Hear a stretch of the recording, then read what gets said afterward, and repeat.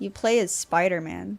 Freaking Spider-Man swinging through a gorgeously made New York City fighting bad guys. Does anything else matter? No. Okay guys, thanks for watching. I'm just kidding. But oh my god, it was amazing. I didn't actually have any hype around this game when it was first announced, but the feedback about it was so positive that I decided to give it a try.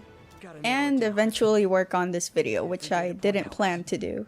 Also, nostalgia. I was never a hardcore fan, but it made me remember how much I enjoyed anything Spider-Man as a kid, whether it was the animated shows or the movies.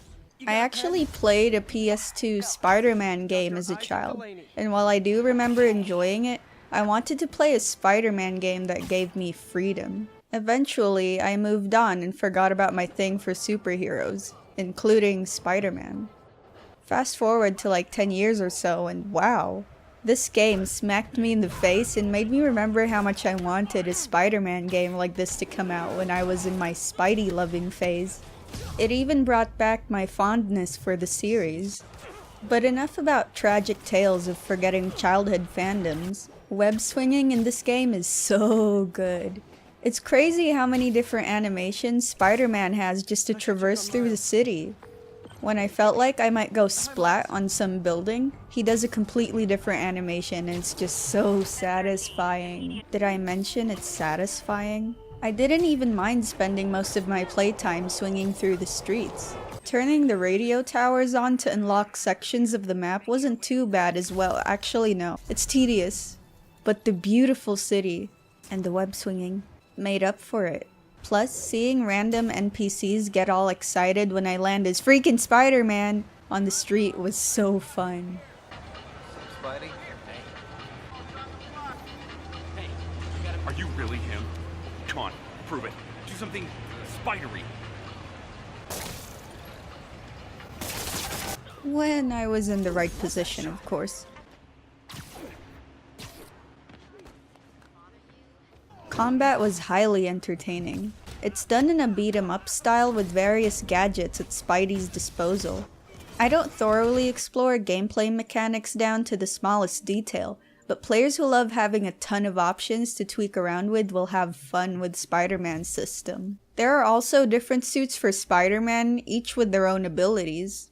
I didn't unlock every piece of clothing for him, but it'll surely please players who love that kind of stuff. The repetitiveness bugged me in the last half though.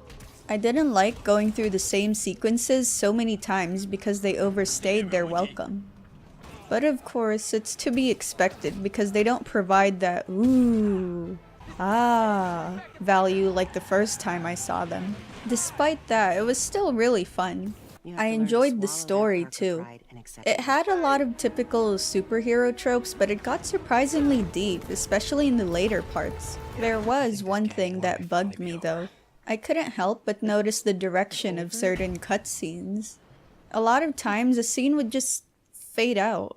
I would be left confused for half a second because of how random the scene just ends. What? Was that it? But I guess it wasn't a big deal. I mean, this is a game, not a movie. Besides, the game has a lot of cinematics that make up for it and pull you right into the action, and oh my god, they look so good! Not to mention that ending. That ending. Oh boy.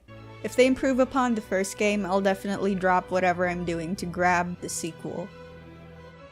Oh yeah, before I end this video, I wanted to talk about something. Minor spoilers. Whose idea was it to have awkward stealth sections in the story?